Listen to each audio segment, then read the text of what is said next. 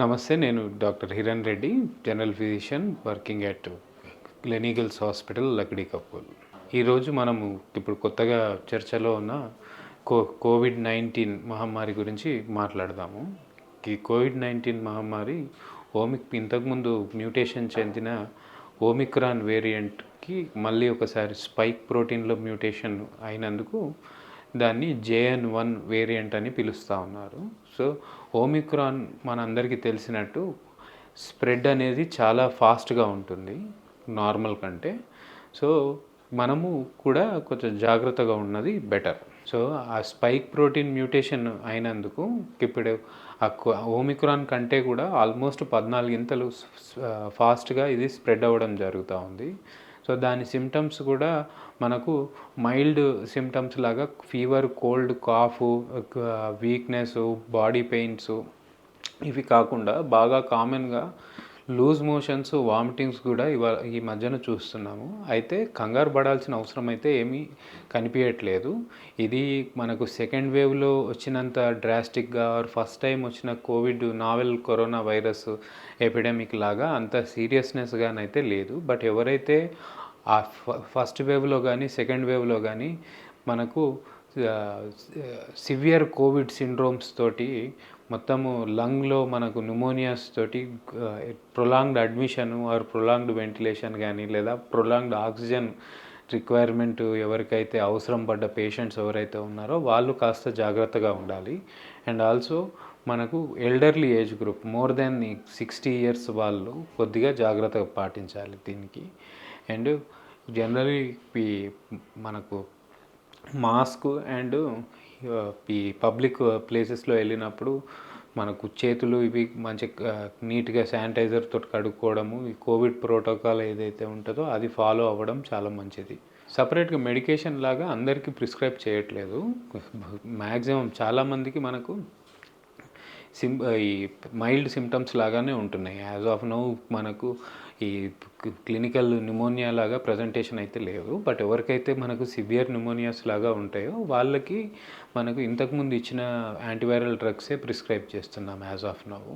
And hospital admission ratios కూడా almost like 1/100 లాగా ఉంది as of today. But already హైదరాబాద్లో కూడా 2-3 కేసెస్ చూస్తున్నాం ఈ వేరియంట్వి. సో జాగ్రత్తగా ఉన్నది బెటర్.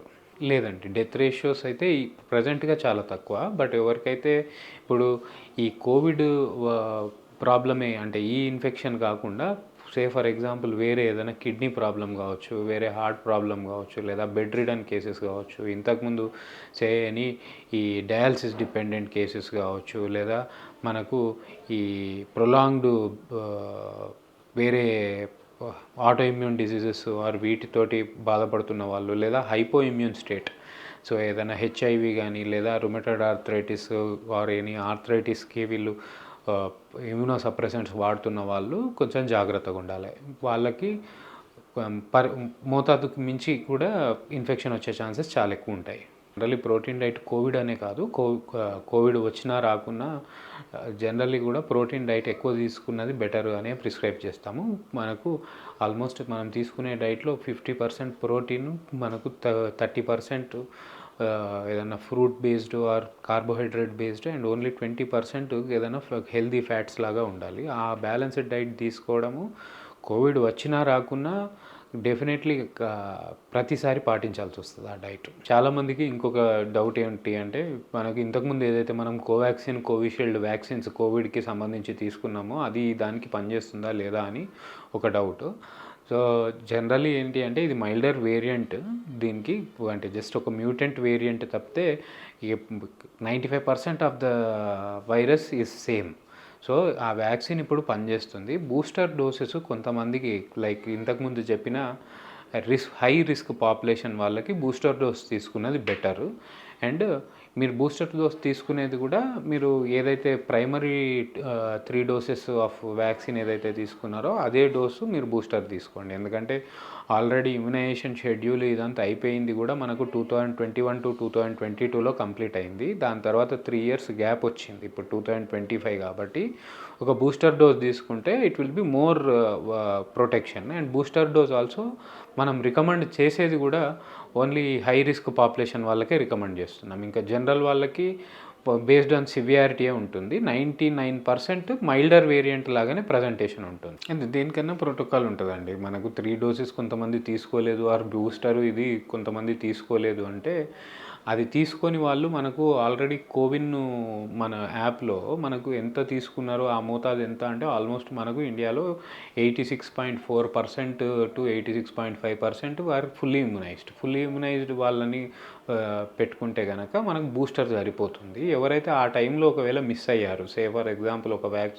ఒక డోస్ తీసుకొని మిగతా 2 డోసులు తీసుకోలేదు, వారు కొంతమంది ఏంటి ఈ వ్యాక్సిన్ తీసుకోవడం వల్ల ఇంకేదో ప్రాబ్లం వస్తుంది అని చెప్పి సగం భయంతో తీసుకొని వాళ్ళు ఉన్నారు. వాళ్ళు తీసుకున్నది బెటర్ వ్యాక్సిన్కి. అండ్ ఇంకొక ఇక్కడ మేజర్ డౌట్ జనాలకు ఏముంటుంది అంటే ఈ వ్యాక్సిన్ తీసుకోవడంతో ఇప్పటికీ మాకు రెగ్యులర్గా పేషెంట్స్ వస్తూ ఉంటారు. ఆ టైంలో కోవిడ్ వ్యాక్సిన్ తీసుకున్న తర్వాత 2 ఏళ్ళకి తను వీక్ అయిపోయి హార్ట్ ప్రాబ్లం వచ్చి చనిపోతే కోవిడ్ వ్యాక్సిన్ తీసుకోవడం వల్ల తను ఇప్పుడు చనిపోయాడు అని ఒక అపోహతోటి వస్తూ ఉంటారు. అంటే సడన్ ఇవాళ రేపు మనకి యంగ్ ఏజ్ హార్ట్ అటాక్స్ ఇవన్నీ వస్తే ఆ కోవిడ్ వ్యాక్సిన్ రిలేటెడ్ అని ఒక అపోహ ఉంది. బట్ ఫ్యాక్ట్ మాట్లాడాలా అంటే మనకు కోవిడ్ అనే కాదు, ఏ వ్యాక్సిన్ తీసుకున్నా ఇనీషియల్గా మనం తీసుకునేది 90 days. So vaccine for example ఇప్పుడు January 1 వ్యాక్సిన్ తీసుకుంటే March 31 వరకు లోపు ఒకవేళ డెత్ అయితే that can be related to vaccine death. దాని తర్వాత ఫస్ట్ ఆఫ్ ఆల్ ఆ వ్యాక్సినే ఉండదు, మనం ఇచ్చిన వ్యాక్సిన్ మీ శరీరంలో ఉండదు. అది ఆల్రెడీ రియాక్ట్ అయ్యి దానికి యాంటీబాడీస్ ఫామ్ అయిపోయి మన ఇమ్యూనిటీ పెంచేస్తుంది అప్పుడు. సో 90 డేస్ తర్వాత వ్యాక్సిన్ రిలేటెడ్ డెత్స్ కానీ వ్యాక్సిన్ రిలేటెడ్ సైడ్ ఎఫెక్ట్స్ కానీ వచ్చే ఛాన్స్ లేదు.